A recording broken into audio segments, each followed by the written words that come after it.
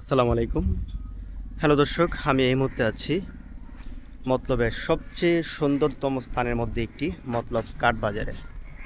আপনারা দেখতে পাচ্ছেন আমার পিছনে রয়েছে মতলব সেতু এবং আমার পাশেই রয়েছে মতলবের সে বিখ্যাত ধনগোদা নদী, যে নদীর তীর ঘেঁষেই এই মতলব বাজারের উৎপত্তি।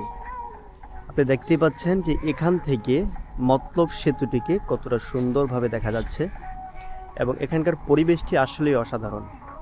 আপনি দেখতে পাচ্ছেন এই কাঠবাজারের বর্তমান পরিস্থিতি এবং এই কাঠবাজারের আপনার অনেক সুন্দর কিছু দোতলা বাড়ি বা ঘরগুলো দেখা যায়, যেখানে কাঠগুলোকে শুকাতে দেওয়া হয়েছে।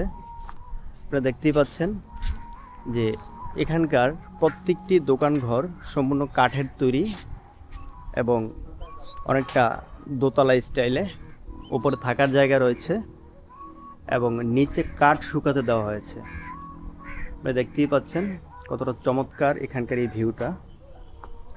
এবং এই কাঠ বাজারটিতে আপনি মতলবের যত কাঠ প্রয়োজন হয় সব এখান থেকে যোগান দেওয়া হয়ে থাকে। এখানকার কাঠগুলো অত্যন্ত ভালো মানের। তা আমরা একটু কথা বলবো এখানে থেকে এক ভাইয়ের কাছ থেকে। ভাই, এখানে কি ধরনের কাঠগুলো বেশি পাওয়া যায়? এটা আমাদের লোহা কাঠ আছে, বরিশালের রেন্ডি কাঠ আছে। এখানে কাঠগুলো কি আমাদের এই মতলব থেকেই সংগ্রহ করা হয় না দূর থেকে আনা না হয়? না, আমাদের রেন্ডি কাঠটা বরিশাল থেকে, বরিশাল থেকে আসে না? আর লোহা কাঠ আসে যে বার্মা থেকে। বার্মা থেকে? লোহা, গর্জন, গামারি। গামারি। গামারিটা দেশিয়াই, কিন্তু লোহা কাঠ আর ওইটা বার্মা থেকে আসে। আর রেন্ডি কাঠটা হলো যে আপনার বরিশালের। আমাদের এখানে কি আমাদের স্থানীয় কোনো কাঠ এখানে আছে না না। সব বাইরে থেকে আসা? আপনার স্থানীয় লোকও নাই, এখানে কাঠও নাই, আমরা সব বরিশালের এখানে। সব এখানে যারা আছে সবাই বরিশাল সব থেকে এসে বরিশাল ব্যবসা থেকে। করতেছেন না?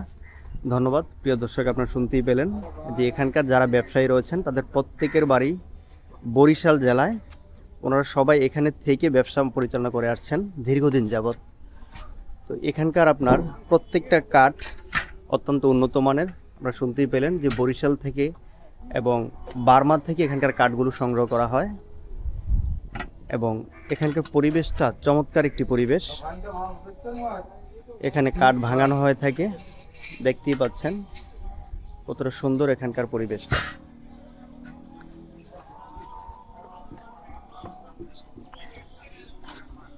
আমরা কথা বলবো আরো একজন আঙ্কেলের সাথে। আঙ্কেল, আসসালামু আলাইকুম। ভালো আছেন?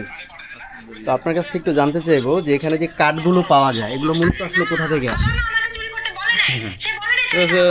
চিটিয়াং থেকে আসে কিছু, চট্টগ্রাম থেকে আসে। হ্যাঁ, চট্টগ্রাম ইম্পোর্টের যে মালগুলো। এখানে কি কি কাঠ পাওয়া যায়? লোহা কাঠ পাওয়া যায়, এরপরে আপনার বাসালু কাঠ পাওয়া যায়।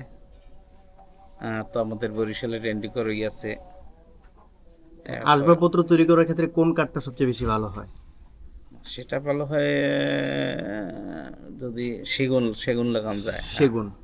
এখানে কি সেগুন কাঠটা পাওয়া যায়? এখানে সেগুন কাঠ পাওয়া যায় না, পাওয়া যায় না। চাঁদপুরে গেলে পাওয়া যায়। চাঁদপুরে এটা পাওয়া যায় না, এখানে সবচেয়ে বেশি পাওয়া যায় তাহলে বরিশালের বরিশালের রেন্ডি।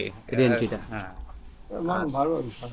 আর এইভাবে ঘরের জন্য এই রেন্টি কাঠটাই বেশি উত্তম নাকি? হ্যাঁ। ঘর নির্মাণের জন্য গরনিমের রেন্ডিটা উত্তম, লোহাটাও খারাপ না, ভালো। লোহাটাও ভালো। রেন্ডিটা একটু দামে কম, জিনিস ভালো। আর লোহাটা তো দামে বেশি, জিনিস আরো ভালো। আরো ভালো। তা আমরা যতটুকু জানতে পারলাম যে মতলব বাজারে যত কাঠ ব্যবসায়ীরা আছেন সবাই নাকি বরিশাল থেকে আসে। হ্যাঁ, বরিশাল থেকে আসে। এখানে আসলে কি ব্যাপারটা এমন? হ্যাঁ, মানে এখানকার যত কাঠ ব্যবসায়ী আছে সবাই বরিশাল? হ্যাঁ, সবাই বরিশাল। সবাই বরিশালের, এখানে কাঠ ব্যবসা করে আসতেছেন হ্যাঁ, নাকি? হ্যাঁ। তো এই কাঠ ব্যবসা করতে গিয়ে আপনাদের এখানে কি কোনো ধরনের সমস্যার সম্মুখীন হতে হয়? না, আমাদের কোনো সমস্যা আলহামদুলিল্লাহ এখানে তেমন কোনো না, না, সমস্যা তেমন নাই কোনো সমস্যা এবং নাই। সবাই আপনাদেরকে হেল্প করতেছে। হেল্প করতেছে। যাক, ধন্যবাদ আপনাকে। আপনি শুনতেই পেলেন যে আসলে মতলব বাজারে যত কাঠ ব্যবসায়ী আছে সবাই বরিশাল থেকে এসে ব্যবসা পরিচালনা করতেছেন এবং এখানকার যে কাঠগুলো রয়েছে বরিশালের রেন্টি কাঠটা হচ্ছে আপনার এখানে বেশি পাওয়া যায়। আর এই কাঠটার মাধ্যমে ঘরবাড়ি নির্মাণের জন্য অনেক উপযোগী এই কাঠটা। এবং আসবাবপত্র তৈরি করার ক্ষেত্রে আপনার আরও কিছু কাঠ রয়েছে, যেমন গামারি, সেগুন, ওই কাঠগুলো এখানে সচরাচর পাওয়া যায় না। আপনাকে দেখানোর চেষ্টা করছি, এখানে আরও বেশ কিছু কাঠের দোকান রয়েছে এবং এখানকার পরিবেশটা অনেকটাই সুন্দর। সম্পূর্ণ কাঠের মাচার ওপর নির্মিত এই মতলবের কাঠ বাজারটি। তো যারা কখনোই এই কাঠ বাজারে আসেননি তারা আজকে দেখে নিতে পারেন আমাদের এই ভিডিওর মাধ্যমে যে কত সুন্দর পরিবেশ এখানে রয়েছে। এবং মতলবের মধ্যে দুইতলা এই কাঠবাজারের অধিকাংশ দোকানগুলোই কিন্তু দোতলা এবং উপরে ওনাদের থাকার জন্য ব্যবস্থা রয়েছে এবং নিচে কাঠগুলোকে শুকাতে দেওয়া হয়েছে। এভাবেই এখানকার কাঠগুলোকে সংরক্ষণ করা হয়। তো সবাইকে এই কাঠপট্টি এসে এই কাঠবাজারটাকে দেখার জন্য আমন্ত্রণ জানিয়ে আজকের মতো বিদায় নিচ্ছি। তো সবাই ভালো থাকবেন। আসসালামু আলাইকুম।